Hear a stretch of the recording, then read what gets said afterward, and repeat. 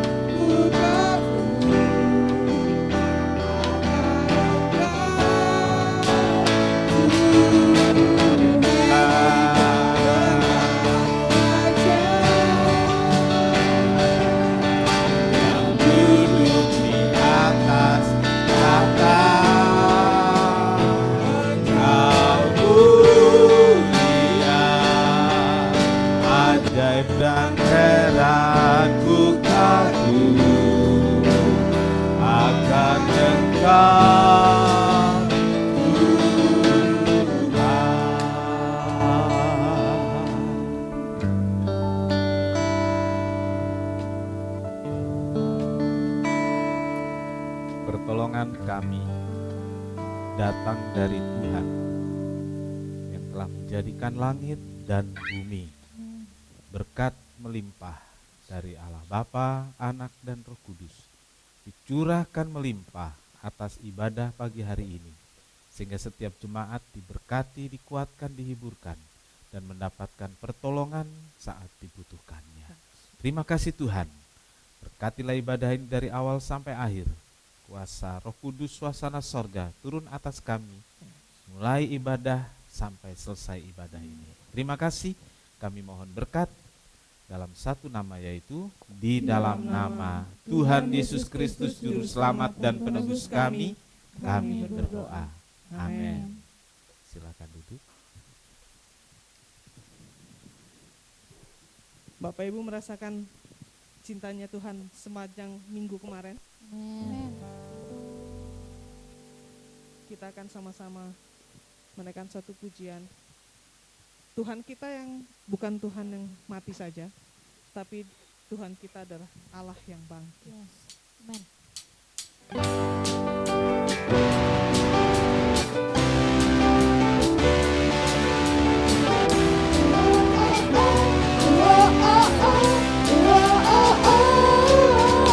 Gerakkanlah kekuatan-Mu, ya Allah. Tunjukkanlah kuasa-Mu, ya Tuhan. Serahkan langsung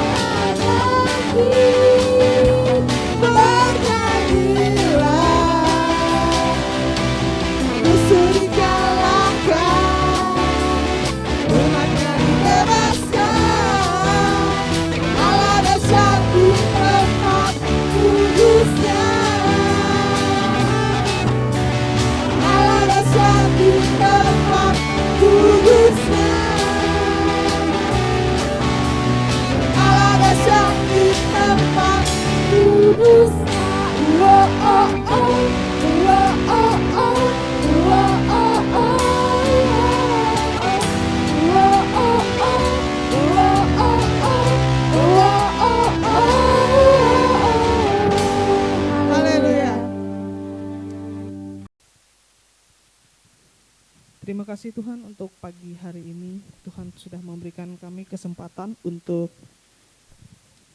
berkumpul, memuji dan memuliakan nama Tuhan. Sebentar kami akan memberikan persembahan bagi pekerjaan Tuhan. Berkati dan berikan hati kami sukacita dan kerelaan ketika kami memberikan persembahan. Pakai hamba-Mu yang akan mengadakan kantong persembahan sebagai anak-anak Tuhan yang semakin hari, semakin Tuhan pakai, semakin memuliakan nama Tuhan. Dalam nama Tuhan Yesus kami siap untuk memberikan persembahan. Haleluya. Amin.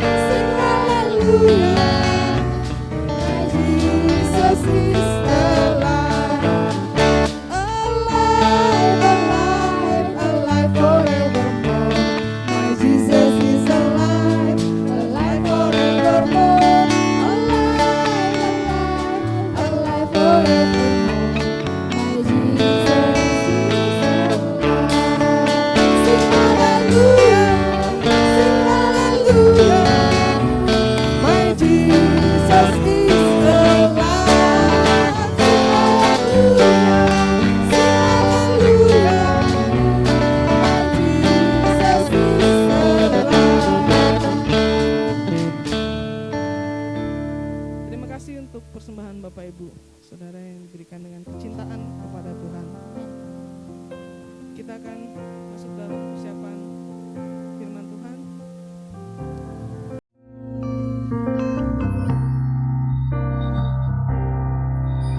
Ku pandang kemuliaan-Mu,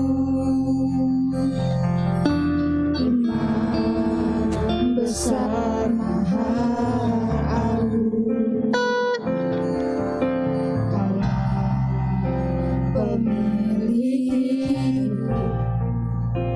Yesus Kristus Tuhan.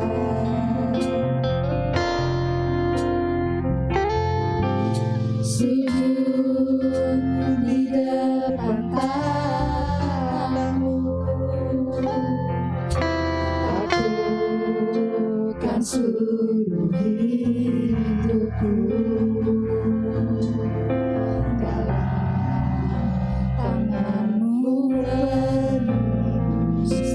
Yesus Kristus Tuhan.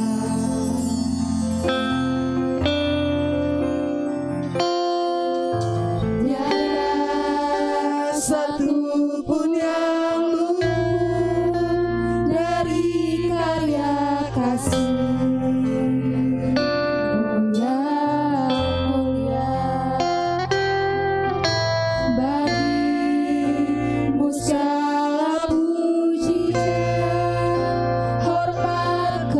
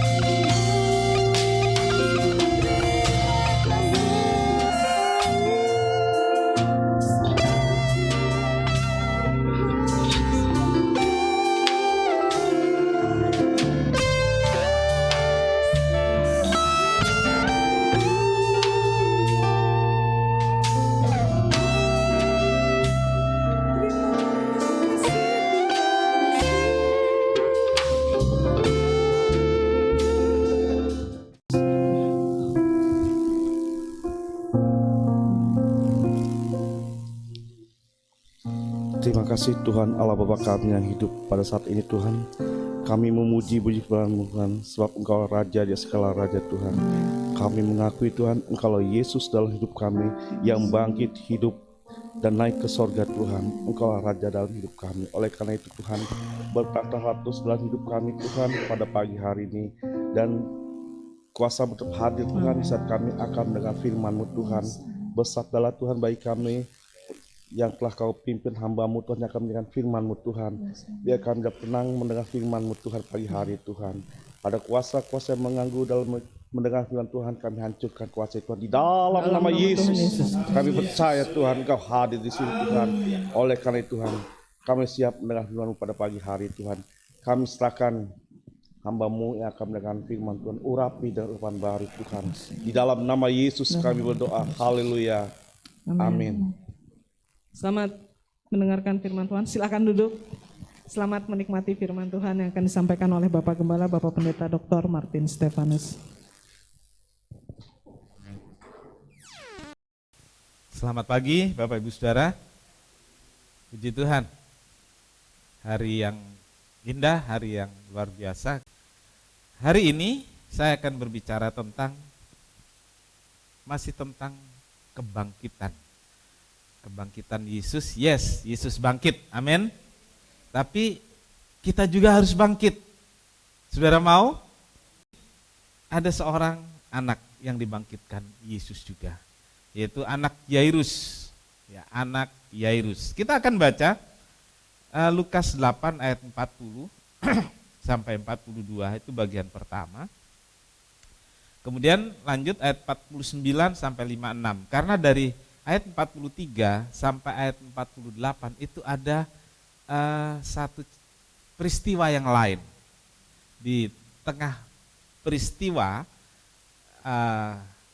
informasi tentang sakitnya anak Yairus sampai Yesus datang ke rumah anak Yairus, ada satu peristiwa lain, dan itu satu peristiwa yang sangat luar biasa tapi tidak dibahas pagi hari ini. Baik, kita akan baca ayat ini. Kita sama-sama berdiri. Semangat ya. Semangat, haleluya. Biar seru kita bacanya gantian.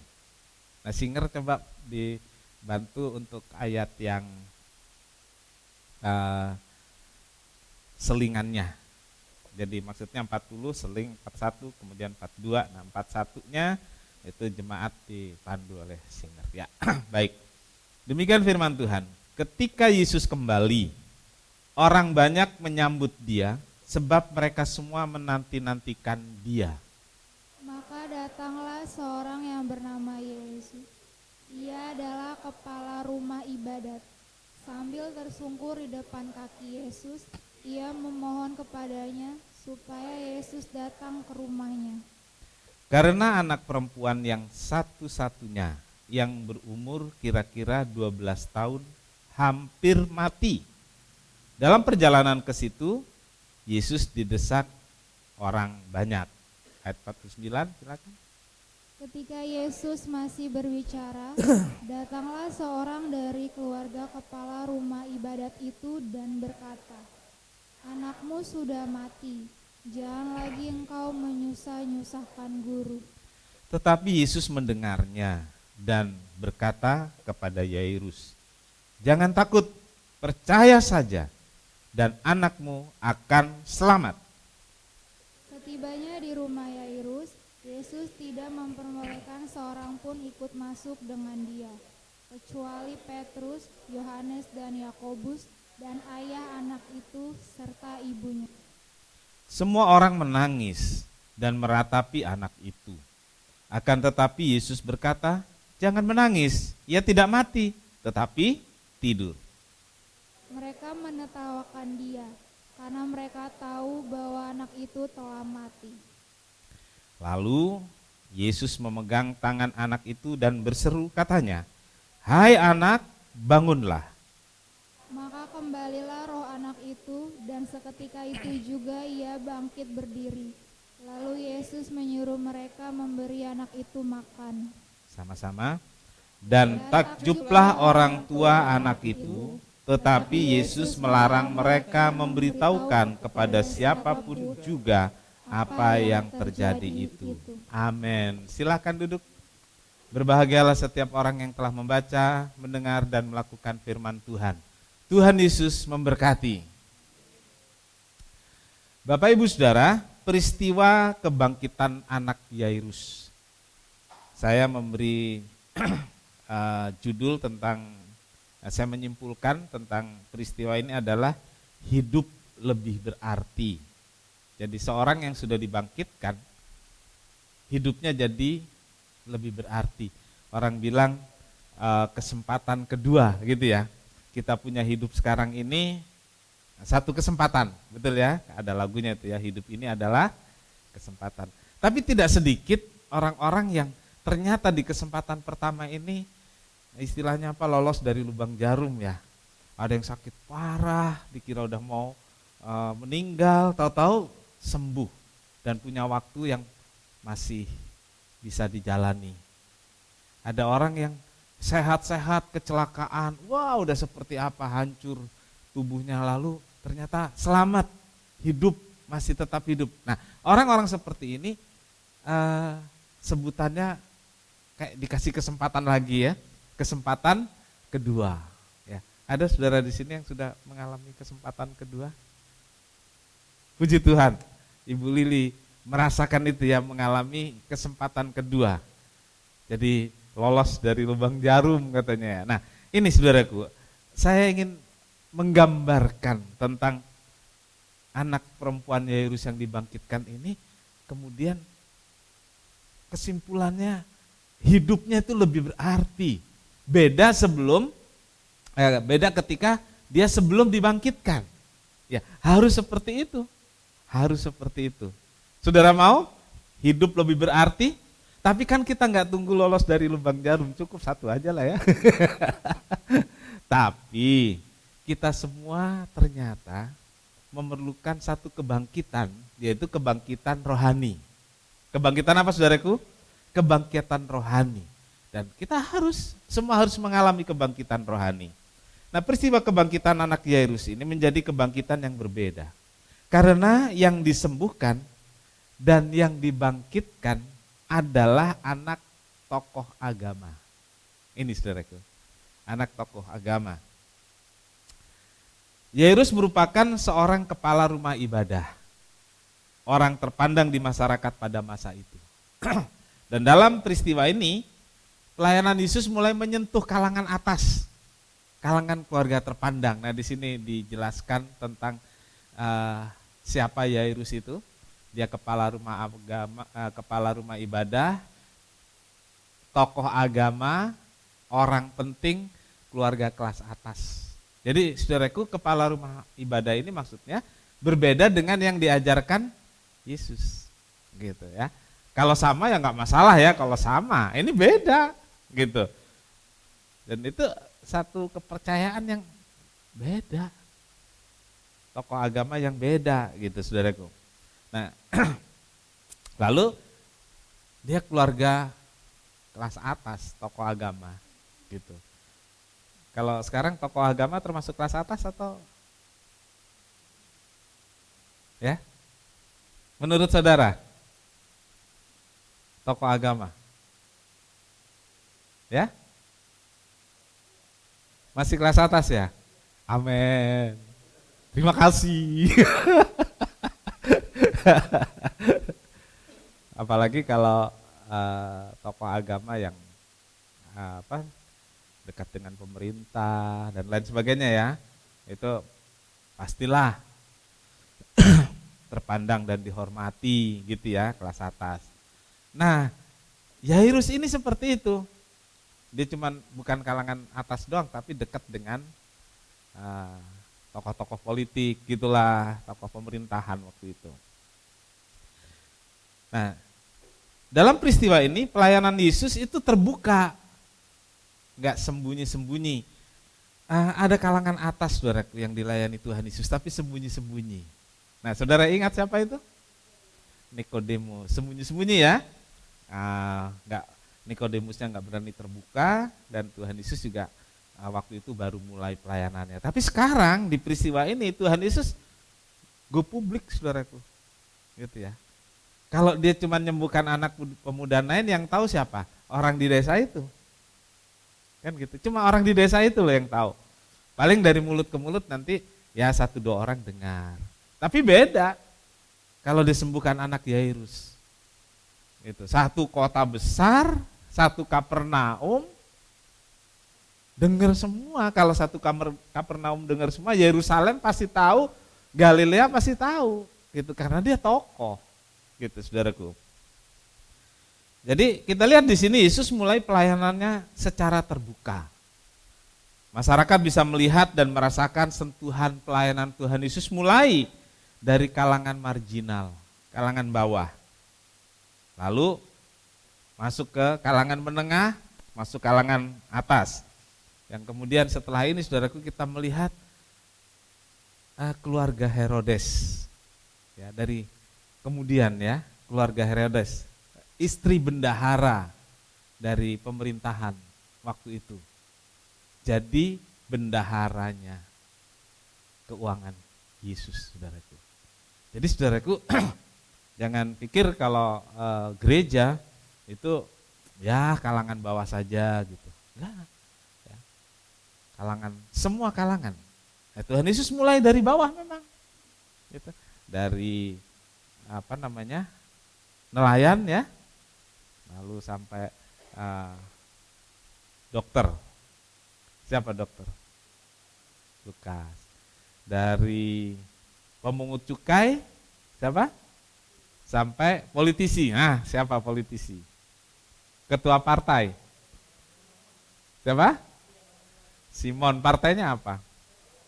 Ambil semua, karena Yesus datang untuk semua orang dan semua kalangan.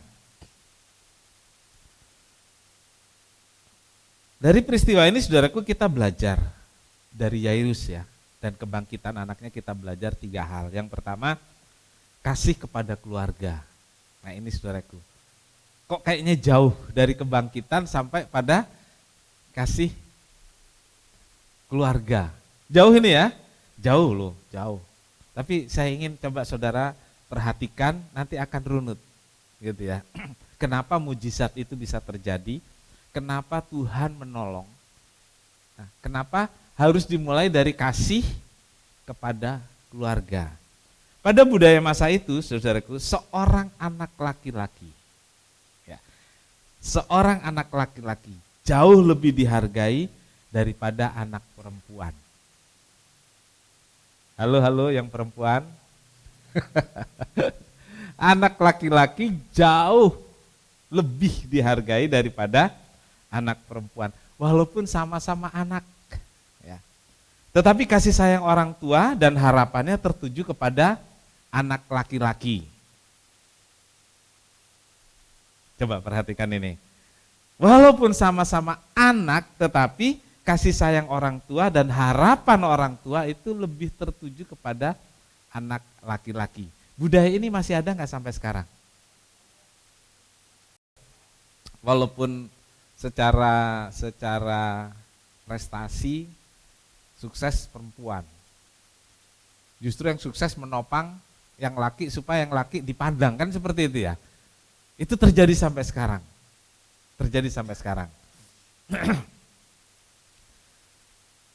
Kalau terjadi kedukaan, kan ini anak perempuan ini hampir mati katanya begitu ya.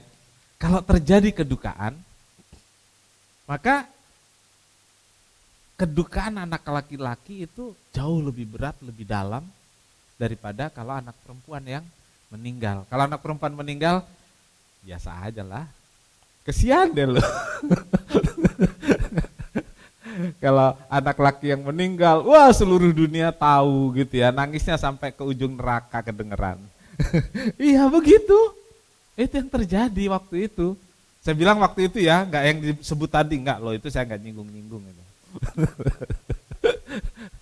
Nah, Bapak Ibu Saudara, dalam hal ini Yairus menunjukkan sesuatu yang agak menyimpang, gitu ya, sesuatu yang agak menyimpang dari kebiasaan pada masa itu. Yairus menunjukkan perbedaan yang jelas dalam hal ini. Dia mengasihi keluarga, mengasihi anak-anak tanpa membedakan gender, tanpa membedakan pria dan wanita. Pokoknya dia anak, gitu ya. Anak perempuan satu-satunya. Nah, ini tidak dijelaskan apakah ada anak laki-laki lain, anaknya yang laki-laki maksud saya, tapi dijelaskan ini perempuan satu-satunya, gitu. Kalau perempuan satu-satunya meninggal ya udahlah, nggak bawa marga ini gitu ya. Ternyata tidak. Dibela luar biasa anak perempuan ini. Semua usaha untuk kesembuhan dilakukan. Ya, pengobatan dari mulai pengobatan sederhana, mungkin dokter yang paling bagus di saat itu sebagai kepala rumah ibadah, sekaligus kepala keluarga. Status kepala rumah ibadah ini mengikat. Ya. Jadi kemanapun dia pergi, orang tahu siapa dia. Kepala rumah ibadah, seperti saya. Kemanapun saya pergi, orang tahu saya pendeta. Kepala rumah ibadah di masyarakat, apapun yang dilakukan adalah dia sebagai kepala rumah ibadah. Tapi di sini saudaraku, ia tidak terhambat, tidak terhalang dalam menunjukkan kasih kepada semua anggota keluarga. Walaupun dia tahu batasan dan budaya waktu itu. Yairus berusaha dengan sungguh-sungguh, dia cari berbagai cara untuk kesembuhan anak perempuannya. Saya sebutkan selalu anak perempuannya. Kalau itu anak laki, saudaraku, ya memang anak laki dia pasti berusaha luar biasa. Tapi ini anak perempuannya, diskriminatif banget ya. Diskriminatif sekali waktu itu. Nah, apa yang bisa mendorong Yairus berlaku seperti ini, saudaraku? Karena kasih terhadap keluarga. Kasih terhadap anak-anak dan tidak membeda-bedakan. Nah, saudaraku, sebagai orang tua, saudara beda-bedain gak sih? Halo orang tua, beda-bedain gak sih? Ya? Enggak. Cuman satu yang berani jawab enggak.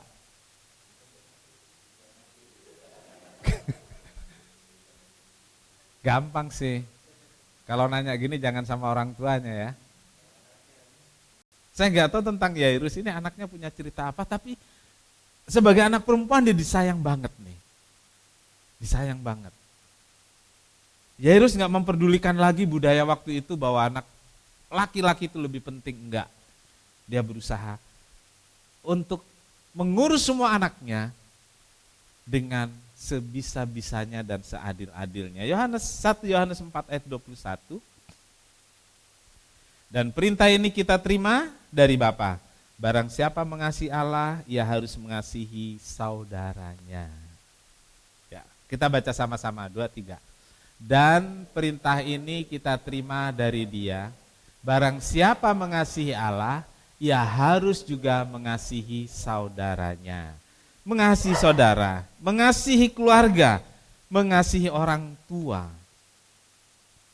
adalah mudah untuk diucapkan.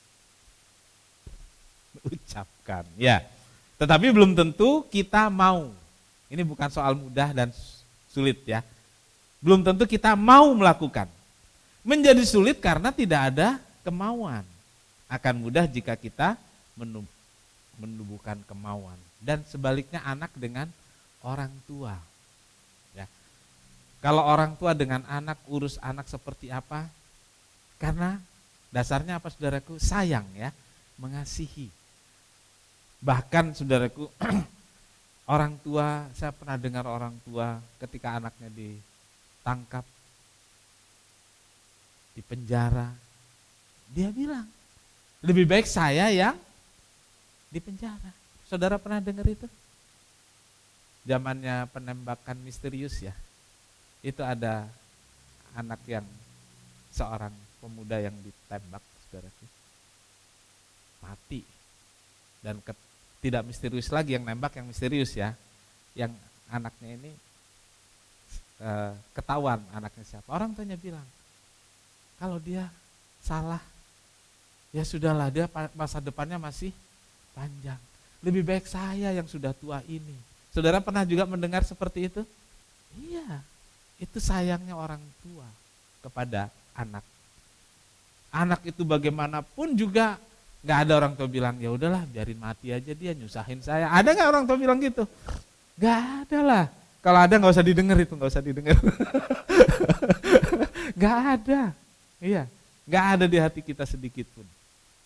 Karena kita sayang, ya, Kak sayang pada orang, pada anak. Nah, apakah anak seperti itu? Halo anak-anak, udah anak bisa seperti itu enggak? Orang tua yang jawab, belum. Sampai ada dibilang seorang ibu, dia bisa ngurus 10 anak. Tapi 10 anak ini belum tentu bisa urus seorang ibu. Kan itu ungkapan umum ya, ungkapan umum. Nah, jangan itu terjadi di gereja ini. Kasihilah saudara. Kalau kita nggak bisa kasih orang tua, gimana bisa kasihi saudara? Jangan bilang mengasihi Allah yang nggak kelihatan, orang tua, gitu. Dan jangan pernah berkata membantu orang tua. Saya kasih tahu anak-anak muda, keluarga-keluarga muda, jangan pernah berpikir membantu orang tua. Orang tua nggak perlu dibantu. Iya, orang tua nggak perlu dibantu. Tanyakan, ada nggak orang tua yang perlu dibantu? Malu kalau orang tua sampai dibantu. Apalagi anak bilang orang tua bantu. Nggak ada. Oh orang tua masih cukup, saya nggak perlu bantu. Itu anak kurang ajar namanya. Iya. Kalau orang tua itu nggak perlu dibantu. Tapi sama seperti orang tua urus kalian dulu masih kecil. Kalau kalian sekarang sudah kerja, nggak usah sudah cukup. Jangan bilang sudah cukup. Ya. Sudah kerja saja. Adalah sesuatu yang baik jika Anda berbagi, bentuk kasih sayang. Ya, ingat itu, orang tua nggak perlu dibantu. Orang tua yang diperlukan apa saudaraku? Disayang, diperhatikan. Gitu. Nah bentuk perhatian, bentuk sayangnya itu macam-macam. Salah satunya melalui pemberian kan. Bohong kalau bilang saya sayang orang tua, saya perhatiin orang tua, tapi saudara nggak pernah kasih pemberian apapun. Enggak, gitu. Jadi saudaraku, mengasihi keluarga itu wujud dari kasih kita kepada Allah. Mengasihi saudara itu wujud kasih kita kepada Tuhan. Nah, semua perlu kemauan. Ya, semua perlu kemauan. Kalau nggak ada kemauan, ya nggak bisa, gitu, dari hati, ya dari hati. Yang kedua tentang iman dan kerendahan hati. Jadi dari Yairus ini kita lihat tentang iman dan kerendahan hati. Status Yairus tinggi, ya. Tetapi di sini saudaraku ada perbedaan agama dengan Yesus, perbedaan ajaran dengan Yesus. Gak mudah ya saudaraku. Kalau udah beda keyakinan itu terus minta tolong, ya enggak gampang, saudaraku. Dan ini jadi penghambat nih saudara. Masa tokoh agama gitu ya, tokoh agama, terus cari kesembuhan ke tokoh agama lain gitu ya. Ini enggak bisa diterima di masyarakat waktu itu. Jadi saudaraku, kepercayaan Yairus adalah Yahudi. Kepercayaan Yairus adalah penganut Taurat. Sedangkan Yesus membawa ajaran yang baru yang berbeda dengan Taurat. Waktu itu disebut berbeda, padahal Yesus ini menggenapi Taurat. Tapi dikenalnya berbeda ajaran, mengajarkan ajaran yang lain. Nah ini statusnya beda. Lalu kemudian status dan kedudukan Yairus adalah kepala rumah ibadat. Bertanggung jawab atas penyelenggaraan dan pelayanan dalam rumah ibadat itu. Sedangkan Yesus, kalau saya bilang nih waktu itu, pengkhotbah keliling. ya kan ya? Punya rumah ibadah enggak? Enggak, lu saudaraku. Dia cuma jalan aja keliling, pengkhotbah keliling yang enggak punya rumah ibadah. Jadi saudaraku, Tentu sangat aneh dan tidak bisa diterima oleh masyarakat Yahudi jika seorang kepala rumah ibadah yang terhormat datang kepada Yesus, tersungkur kepada Yesus, memohon kepada Yesus yang adalah pengkhotbah keliling untuk kesembuhan anaknya. Itu aneh di masyarakat dan mungkin gak bisa diterima oleh masyarakat waktu itu. Tetapi di sini saudaraku, Yairus mempunyai iman. Iman kepada Yesus. Imannya adalah disebabkan ia udah dengar. Dia udah dengar apa yang dilakukan Yesus di berbagai tempat. Lalu tumbuhlah keyakinannya. Berarti Yesus juga bisa sembuhin anak saya. Loh, tapi dia kan, oh gitu ya, kan beda. Loh, dia kan gitu ya, nah gitu. Tapi dia yakin Yesus bisa. Yesus mampu menyembuhkan anaknya. Iman kepada Yesus ini yang tumbuh. Walaupun dia berkepercayaan lain. Gitu. Kemudian karena dia berstatus tinggi, lebih tinggi dari Yesus, ada satu namanya ini saudaraku, kerendahan hati. Ya, kerendahan hati. Jadi status dan kedudukan yang terpandang ini tidak jadi halangan untuk dia datang kepada Yesus. Sampai ditulis apa saudaraku? Tersungkur, memohon. Gampang gak sih? Apalagi statusnya lebih tinggi ya. Statusnya lebih tinggi. Mana mau tersungkur, memohon. Tapi ini dilakukan oleh Yairus. Dia gak peduli apa kata orang. Dia gak pikir status dan kedudukan yang tinggi. Dia lepaskan semua atributnya. Yang penting, saya mendapatkan pertolongan untuk anak saya. Saya percaya Yesus mampu. Dan ini dilakukan oleh Yairus. Dan saudaraku, Yairus mendapatkan hasil dari iman dan kerendahan hatinya. Pelajarannya adalah saudaraku, seorang harus memiliki kerendahan hati untuk berjumpa dengan Yesus, untuk menghampiri Yesus agar mendapat pertolongan. Garis bawah ini, tidak cukup iman saja. Perlu kerendahan hati. Ya, ini bukan soal siapa yang mendoakan, ini bukan soal pendeta besar atau kecil, tapi soal diri kita sendiri. Amin. Kita harus punya iman. Amin. Tapi itu harus disertai dengan kerendahan hati. Saudaraku, jangan gengsi, jangan jaim, gak perlu malu jika orang lain tahu kita sakit atau membutuhkan sesuatu. Gak perlu malu, gak perlu jaim. Kalau orang lain tahu, gak perlu malu kalau kita sakit pendeta itu tahu. Gak perlu malu kalau kita sakit tetangga gereja, teman segereja tahu. Apakah saudara merasa seperti itu? Kalau sakit malu diketahui orang lain, sakit merasa dikutuk Tuhan, dijauhkan Tuhan dari pemikiran seperti itu. Orang sakit semua juga sakit. Apa orang Kristen gak boleh sakit? Apa kalau sakit itu berarti kurang iman? Gak ada, saudaraku. Semua hal biasa. Kalau kita perlu, kalau kita mengalami penyakit, mengalami gangguan kesehatan apapun, mengalami hal-hal masalah yang lain, kita perlu orang lain, kita perlu pendeta, kita perlu rekan segereja, kita perlu Tuhan untuk menyelesaikan semua itu. Gak usah malu, gak usah gengsi. Jangan sembunyikan penyakitmu, jangan sembunyikan masalahmu karena gengsi atau malu. Justru kita dalam gereja ini, kita kekeluargaan.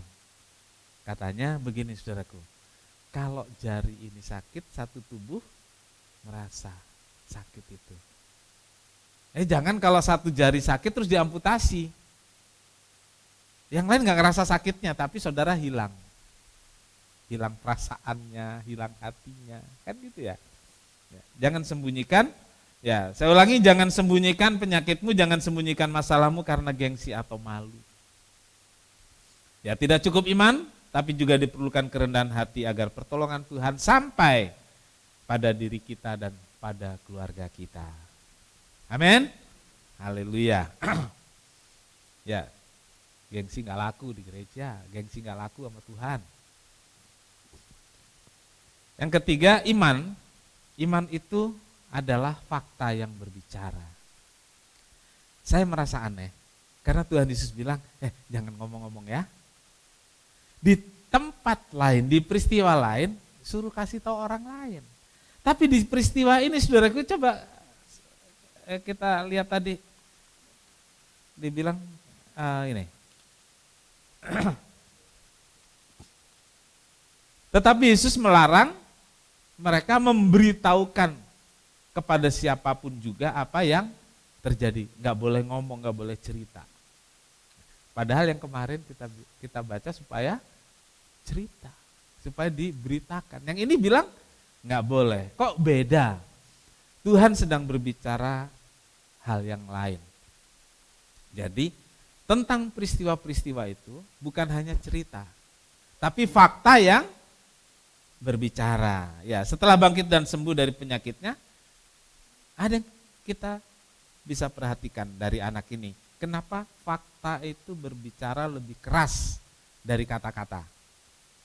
Waktu sembuh dan hidup, anak ini langsung bangkit. Nah, ini fakta yang berbicara lebih keras dari kata-kata. Kalau cuma dibilang dia hidup, tapi tetap berbaring, berarti ya hidup, tapi nggak bisa apa-apa, ya kan? Nah, faktanya bagaimana? Faktanya dia berdiri. Dia berdiri, membuktikan bahwa dia benar-benar hidup. Ini fakta yang berbicara. Lalu Tuhan Yesus bilang, coba kasih makan dia.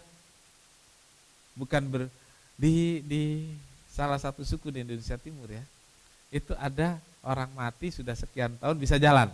Saudara tahu ya? Itu faktanya ada kan ya? Faktanya ada. Bisa makan enggak? Bisa makan enggak? Enggak loh, ini saudaraku, ketika anak ini bangkit, dia berdiri, Tuhan Yesus bilang, kasih makan. Nah, ini fakta yang berbicara. Inilah yang kemudian dilihat orang dan benar-benar dia hidup. Ya, makan itu untuk kekuatan fisik. Kristen yang bangkit, orang Kristen yang bangkit rohaninya harus makan. Nih, hari ini saudara makan. Makan firman Tuhan. Firman Tuhan bilang, bukan saja oleh roti manusia boleh hidup, tetapi dari firman yang keluar dari mulutnya Allah. Ya. Sama seperti makanan untuk tubuh, demikian juga untuk hidup dan tumbuhnya rohani kita harus diberi makan makanan yang memadai. Nah, saudara makan sehari berapa kali? 3 kali itu makanan beratnya, nyamilnya, snacknya. Tapi kalau untuk makanan rohani seminggu sekali saja kadang enggak ya. Nah, kita mulailah ya sama-sama ya. Jangan jadi Kristen macan atau Kristen ular, apalagi Kristen kura-kura. Saudara tahu yang dimaksud? Kalau kura-kura itu, kalau macan itu bisa seminggu 2 minggu enggak makan. Ular lebih lama lagi ya, kura-kura lebih lama lagi saudaraku, dia enggak makan tapi tetap hidup. Nah, jangan jadi Kristen seperti itu. Kita jadi Kristen yang normal, yang tiap hari kita perlu makan makanan rohani firman Tuhan. Nah, Yesus melarang memberitahu kepada siapapun. Kali ini justru Yesus melarang menceritakan peristiwa mujizat yang terjadi. Kenapa saudaraku? Sekali lagi saya katakan, berita itu bukan hanya dari kata-kata, tetapi dari fakta. Yaitu anak Yairus yang benar-benar telah hidup kembali. Dia berdiri, dia makan, ya, dia hidup. Iman itu bukan sebatas kata-kata, tetapi tunjukkanlah dalam perbuatan itu bagi kita. Jadi seringkali kita bilang punya iman, tapi iman itu nggak pernah jadi fakta. Ya. Maksudnya begini, kita bilang kita orang Kristen itu iman. Faktanya ke gereja enggak sih gitu ya. Kita bilang kita cinta Tuhan. Itu kan iman kita ya, cinta Tuhan. Faktanya ada nggak sih bukti cinta? Kalau dalam nyanyian sekuler itu, apalah artinya cinta? Tanpa kenyataan, ya kan? Ayo, siapa yang tahu lagu ini? Wis, apalah artinya cinta tanpa kenyataan? Ganti dong, apalah artinya iman tanpa perbuatan, ya tanpa kenyataan apa? Bilangnya cinta Tuhan, faktanya beribadah saja M. Gitu ya. Katanya cinta Tuhan, berkorban saja P. Apa itu? Ya kan? Tunjukkan dalam perbuatan. Ya, hidup kita ini, hidup saya dan hidup saudara, seharusnya itu membuktikan iman dan kepercayaan kita. Yakub 2 ayat 17, demikian juga halnya dengan iman. Jika iman itu tanpa atau tidak disertai perbuatan, maka iman itu pada hakikatnya adalah mati. Ya, saudara-saudara, kebangkitan anak Yairus ini membuat kehidupannya lebih berarti. Dia tadinya kurang dihargai sebagai anak perempuan. Ya, kurang dihargai sebagai anak perempuan. Tetapi setelah kebangkitannya, dia berharga di mata keluarga. Dia punya kesempatan kedua. Jadi saudaraku, ini penting. Mengangkat harga dirinya jadi tinggi. Mengangkat hidupnya lebih dihargai. Kalau kita sebagai orang Kristen mengalami kebangkitan rohani, hidup kita lebih berharga, hidup kita lebih berarti. Amin. Mari bangkit secara rohani. Bangkit supaya hidupmu lebih berarti dan lebih berharga. Tuhan Yesus memberkati. Kita datang pada Tuhan, kita nyanyikan refnya saja, sebab Dia hidup. Sebab Dia hidup, ada hari esok. Sebab Dia hidup, ku tak gentar, karena ku tahu Dia pegang hari esok. Hidup jadi berarti sebab Dia hidup. Katakan, sebab Dia hidup. Sebab Dia hidup, ada hari esok. Sebab Dia hidup, ku tak gentar, karena ku tahu Dia pegang hari esok. Hidup jadi berarti sebab Dia hidup. Bapak Ibu Saudara, kita semua adalah orang-orang yang mendapat kesempatan lagi untuk melanjutkan hidup kita. Jangan sia-siakan. Bangkitlah, bangkitlah. Sehingga kita bisa, hidup kita bisa bercerita tentang Yesus yang hidup. Hidup kita bisa cerita tentang Yesus yang menang. Hidup kita bisa cerita tentang Yesus yang berkuasa. Kebangkitan rohani membuat kita menjadi saksi bukan hanya dengan kata-kata, tapi dari fakta kehidupan kita. Sama seperti anak Yairus, biarlah kita menunjukkan kebangkitan kita, menunjukkan kuasa kebangkitan itu dalam hidup kita setiap hari. Kita yang bangkit punya hari esok, kita yang bangkit punya kemenangan, kita yang bangkit, hidup kita berarti dan makin berharga. Kita angkat tangan. Sebab Dia hidup. Yes. Amen. Sebab Dia hidup. Ada hari esok. Sebab Dia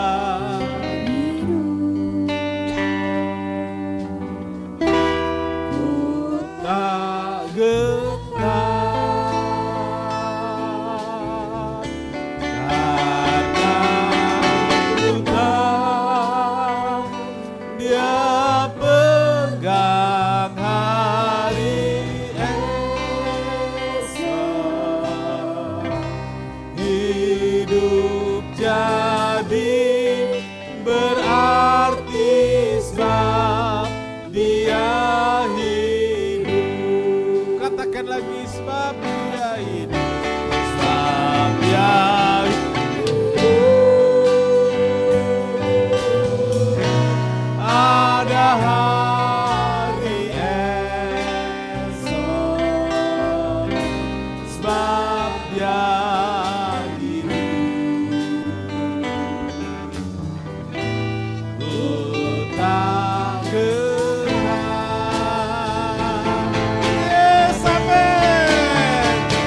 Oh, karena ku tahu pegang hari esok. Hidup jadi berarti sebab Dia hidup. Hidup jadi berarti.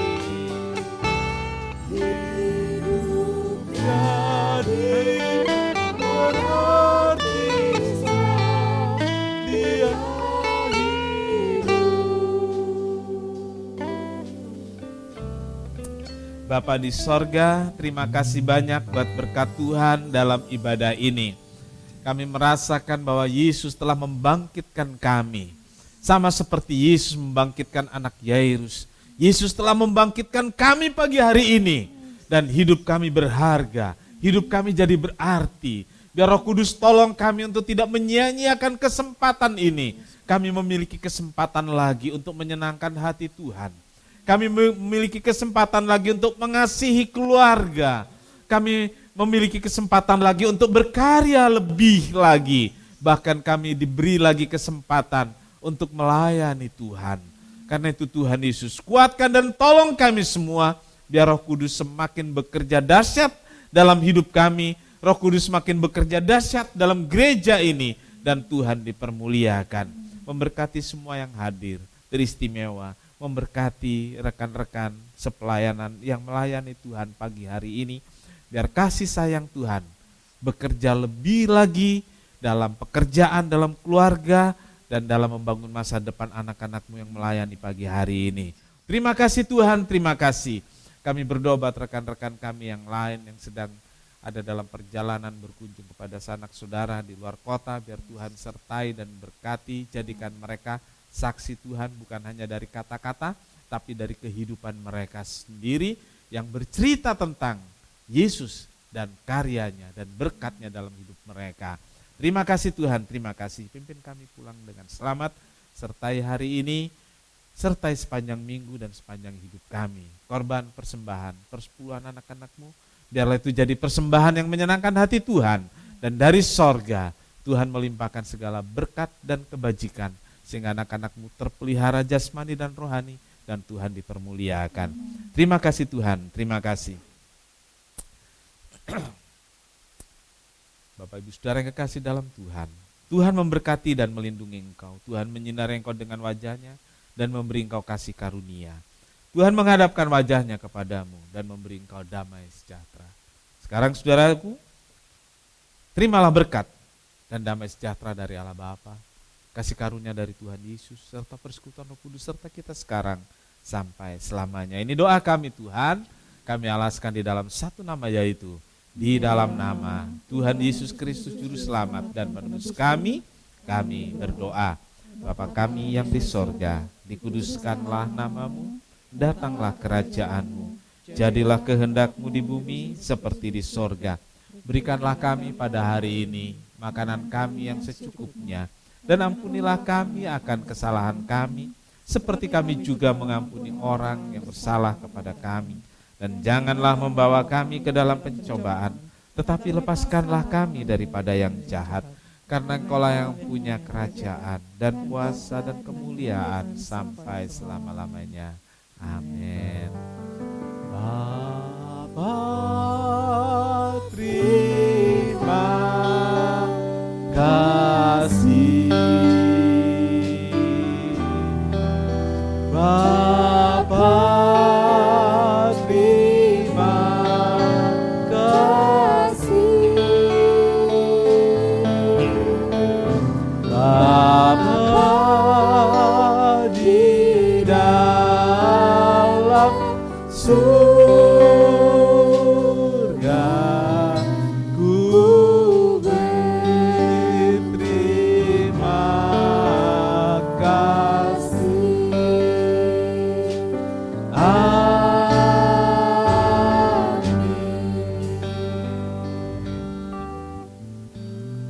Puji Tuhan, ibadah pagi ini telah selesai.